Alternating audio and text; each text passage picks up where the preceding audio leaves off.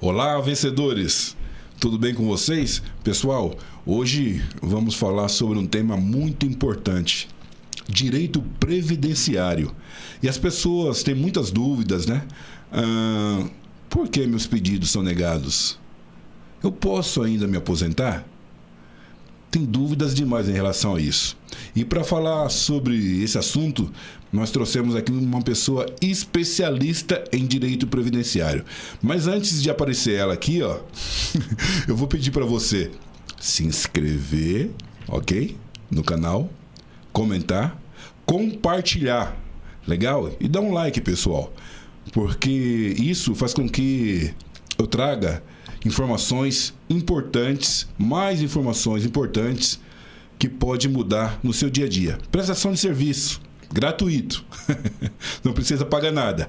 Direito previdenciário, quem é você, minha amiga? Meu amigo, doutor Alfeu, muito obrigada por esse convite. Hoje eu tenho certeza que vai ser um bate-papo muito legal, sem termos jurídicos, só palavras fáceis, que é para quem está assistindo a gente entender definitivamente sobre, pelo menos, as regras gerais aí do que mudou, o que não mudou. Então é uma satisfação muito grande estar aqui hoje. Quem é a doutora Neiva Cariati? Estudou onde? Como que é? O acadêmico, a tua parte acadêmica. Eu estudei na faculdade Unifiel, sim, em Osasco, saudosa unidade da Narciso Turlini. Estudamos, sim, juntos, né, sim, doutor? Me formei em 2010, sim, comecei a advogar em 2011 e aí fiz pós-graduação na área de Previdência Social, mais de uma pós, na verdade, cursos, e hoje eu advogo exclusivamente na área previdenciária. Então você percebe aí que é uma pessoa que conhece mais um pouco, tudo e mais um pouco. Maravilha. Então, doutora Neiva, tem muitas perguntas aí, né? As pessoas têm muitas dúvidas em relação ao direito previdenciário, que é um tema que está em alta, né? Sempre esteve, agora mais ainda, né? Mais ainda, depois da reforma aí 2019, né? Aliás, é bom lembrar que nesse ano de 2026 a gente já vai para 7 anos, né, de reforma, e muita gente ainda não se deu conta do que é que aconteceu depois dessa reforma, né? O que é que mudou. Então, são essas questões que a gente vai responder aqui hoje da melhor forma possível. Maravilha. Então, tem aqui algumas perguntas aqui, as mais pedidas, na verdade, né? As maiores dúvidas.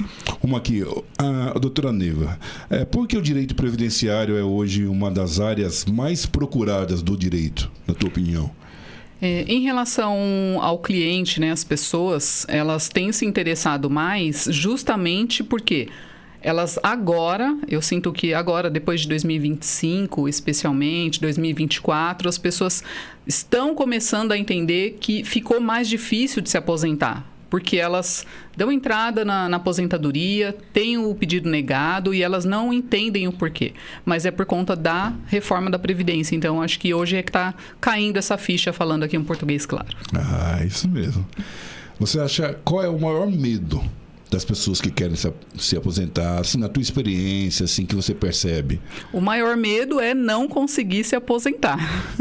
Esse é o maior medo, com certeza, e acho que esse é o primeiro maior medo. Sim. Mas o segundo maior medo é de que tenha uma nova reforma. Tá. Aí prejudica tudo, né? Quem está no processo, quem vai entrar, muda tudo, né? Muda tudo, porque conforme eu mencionei, né, esse ano já faz 7 anos. Uhum. Então, é bem provável que dentro de poucos anos já se comece a falar em uma nova reforma da Previdência. Entendi. Você percebe que a população em geral, ela não conhece muito sobre o INSS, doutora? Assim, é um tema assim, totalmente desconhecido, você percebe isso, não? Eu percebo que tem muita dificuldade e é uma dificuldade legítima em entender todas as regras, né? Porque se para nós, que somos advogados, que atuamos exclusivamente na área do direito previdenciário, é difícil, por quê? Porque não tem só a lei, só a emenda à Constituição, mas você tem lei, decreto, você tem instrução normativa, toda hora tem uma instrução normativa nova. Então, se para a gente é difícil acompanhar, imagina para a população, né? Como a gente chama, o leigo acompanhar. Então, é difícil. Sempre está surgindo nova lei novas, né? E o advogado tem que se atualizar. Sempre. Tem que ler. Aí muitas vezes, né, você vai dar o preço, ele fala, mas como, doutora? É só uma perguntinha. É só uma perguntinha. Muitas vezes o cliente, ele não entende, né, que você atendeu ele, você entrou com um processo, com ação para ele. Só que não é só aquele momento, aquilo ali se desdobra, às vezes, você acompanhando aquele mesmo processo durante 1 ano, 2 anos, quer dizer, não é só naquele momento. Isso, às vezes, confunde, né? Sim, e eu digo mais, especialmente depois da reforma da Previdência, como a gente teve profundas alterações, hoje não é mais igual antigamente. Vou falar em termos de aposentadoria, só um exemplo. Antigamente, a pessoa chegava até o escritório do advogado, deixava as carteiras de trabalho e falava, dá uma olhada aí e vê se eu já posso me aposentar. Era assim que funcionava. Hoje, especialmente depois dessa reforma, dessa última, não é mais dessa forma que funciona. Hoje você tem que avaliar as carteiras de trabalho, avaliar a documentação específica, exemplo, um PPP, que é aquele período especial, avaliar se a pessoa tem uma deficiência, ela tem laudo médico, se não tem. Então, não é mais tão simples como era antes. Ou, né, ainda que não fosse tão simples, mas exige um cuidado muito maior, especialmente porque o INSS tem um sistema todo informatizado hoje, interligado com vários órgãos do governo, então é necessário fazer uma pesquisa aprofundada, um planejamento para ver se a pessoa já preenche ou não os requisitos e para não deixar nenhum tempo de fora, nenhum salário de fora, para ela não ter prejuízo na aposentadoria dela. Com isso, exigiu mais do advogado? Com certeza, com certeza.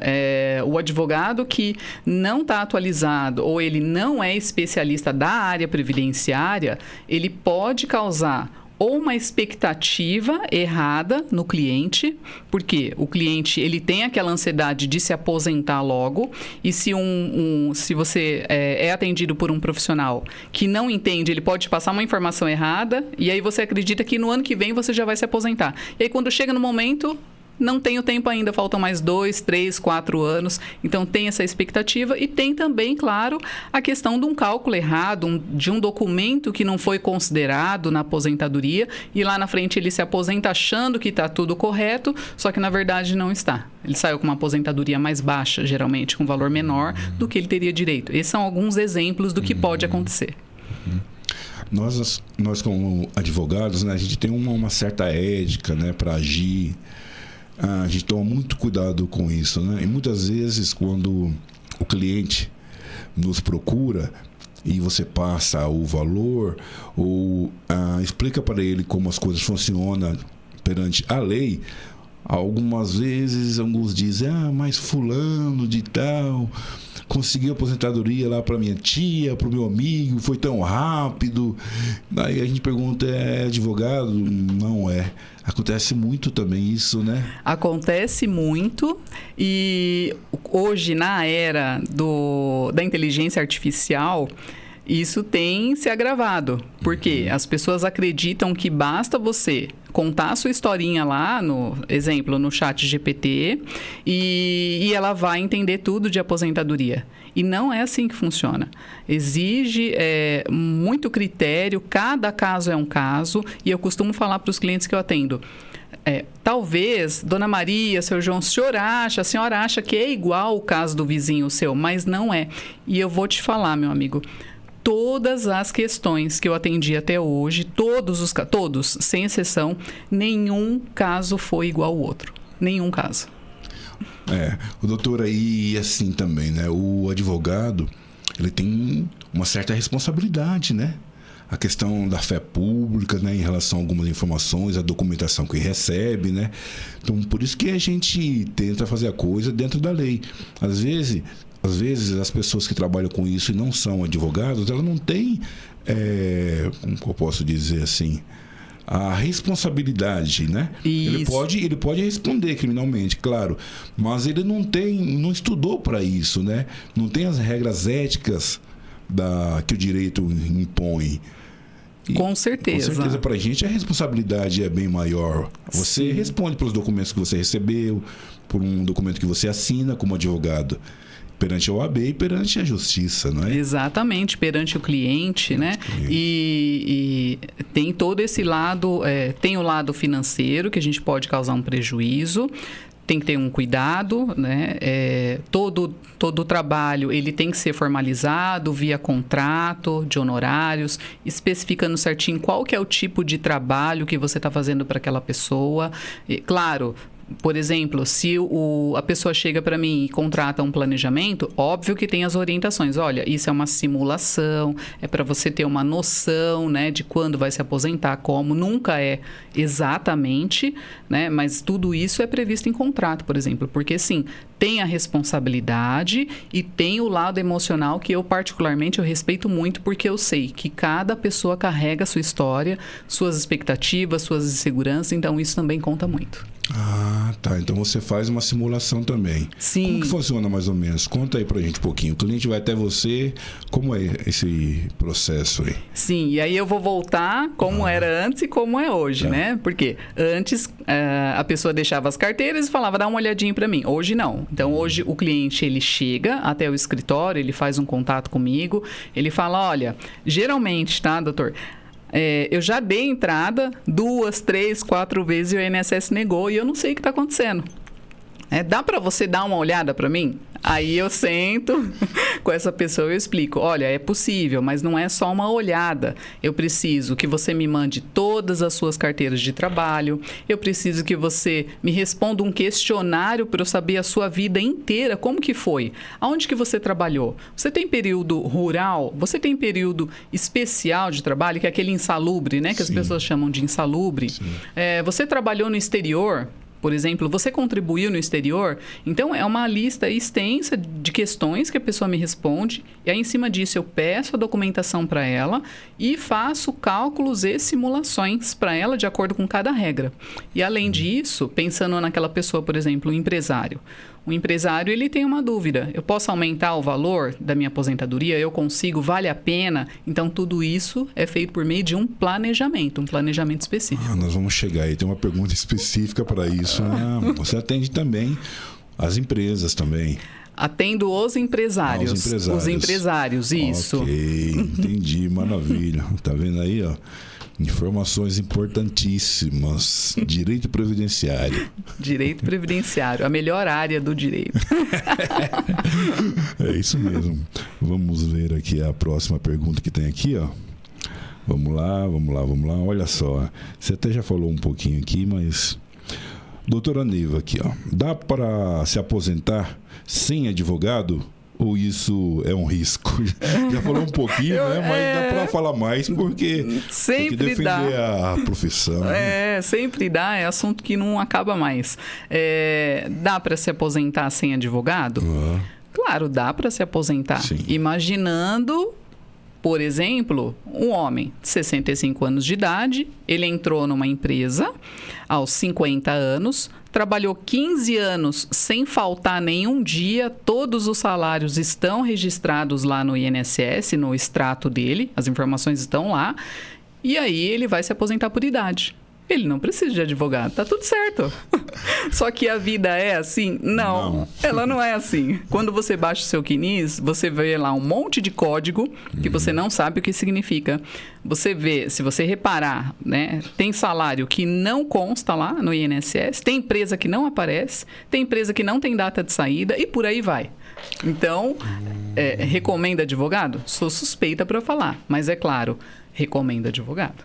Sim, porque às vezes o barato sai caro, né? Sim, sai caro. Por conta dessa frustração que a pessoa vai passando, sem entender o que está acontecendo e fora todo o prejuízo financeiro que ela pode ter, porque até a espera, ela tem que ser encarada como um prejuízo financeiro. Sim. Porque se ela deu entrada 1, 2, 3 vezes, nisso já se passou 1 ano, 2 anos, 3 anos e ela deixou de receber o benefício ao longo desse tempo todo, que ela já poderia estar recebendo.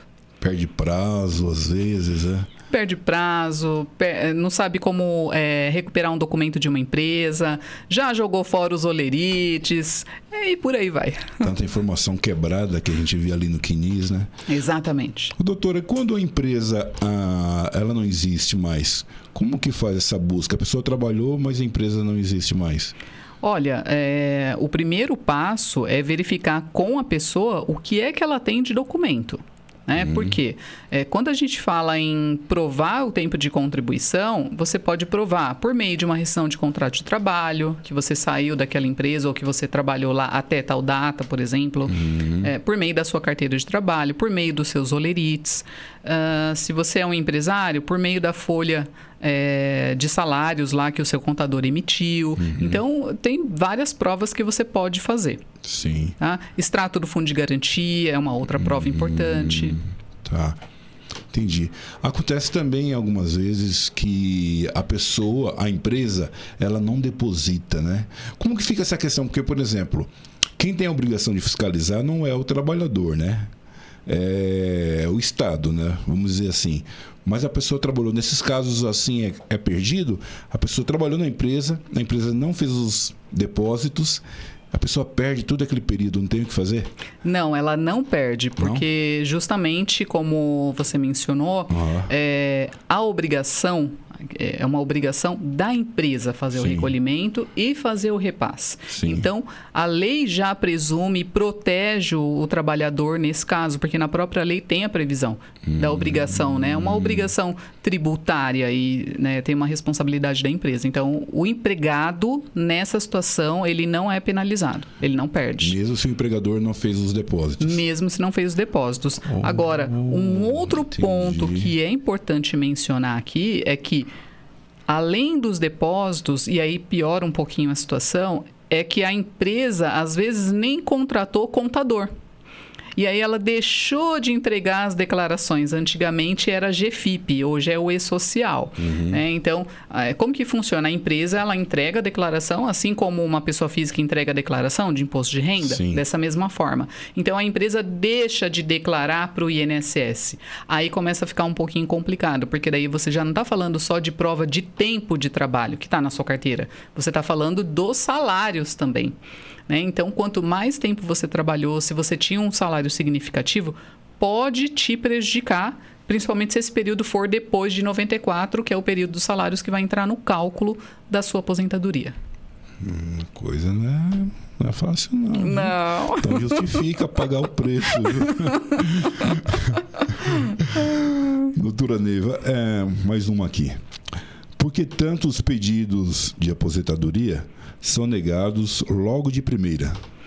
São negados especialmente por falta de documento, são negados por falta de informação, desconhecimento de tudo que mudou a respeito da lei, especialmente por falta de um planejamento. Você que está do outro lado nos assistindo, você precisa planejar a sua aposentadoria. Não adianta você dar entrada sozinho, só na expectativa de que você já tenha alcançado o tempo. Então, se planeje. Pessoal, estamos chegando aqui ao final. Legal? Desse podcast aqui, Perifapod. Se inscreva, não se esqueça, se inscreva, compartilhe, tá bom? Comente, porque informações como essa são importantes para o seu dia a dia. É uma prestação de serviço, tá bom? Então passa a palavra para a doutora Neiva para encerrar por aqui. É uma satisfação, sempre bom falar de previdência, responder dúvidas aí. Meu amigo aqui já fez várias perguntas importantes que eu tenho certeza que você não vai ver em qualquer canal, só aqui no Perifapod. Passa aí o teu contato. Meu contato, Neiva Cariati, _advocacia. Underline é aquele tracinho embaixo, aquele tracinho mais baixo. Neiva Cariati, _advocacia. Maravilha, pessoal. Um grande abraço. Fique na paz.